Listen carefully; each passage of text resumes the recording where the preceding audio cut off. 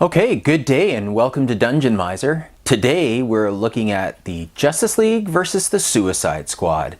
It's a miniseries that has just come out from DC Comics, and it pits everyone's favorite superhero team from the DC Universe, the Justice League, Superman, Batman, Wonder Woman, Green Lantern, Flash, against the Suicide Squad, who most people have become familiar with because of the movie that was released last summer.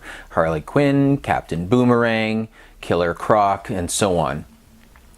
Now, it is Justice League versus the Suicide Squad, and they do get into a tussle in the first issue, but we're also introduced to some other protagonists, and you can see the build up towards the Suicide Squad and the Justice League having to come together to work. So this is not a big surprise. If anyone here has ever read any kind of team-up book between two groups or even two single heroes, everyone knows that they have to have their obligatory fight and then they patch things up and work together to solve the day.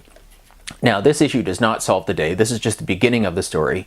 It's written by Joshua Williamson, who is the writer for The Flash, and Jason Fabok does some very nice art in here, which is reminiscent of Gary Frank's artwork.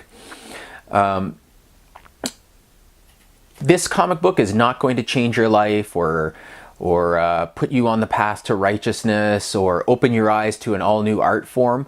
But if you're like me and you're a sucker for a good team-up book, this is it. Now, the series runs, I believe, 6 issues, but it also ties into both the regular monthly comics of the Justice League and the Suicide Squad.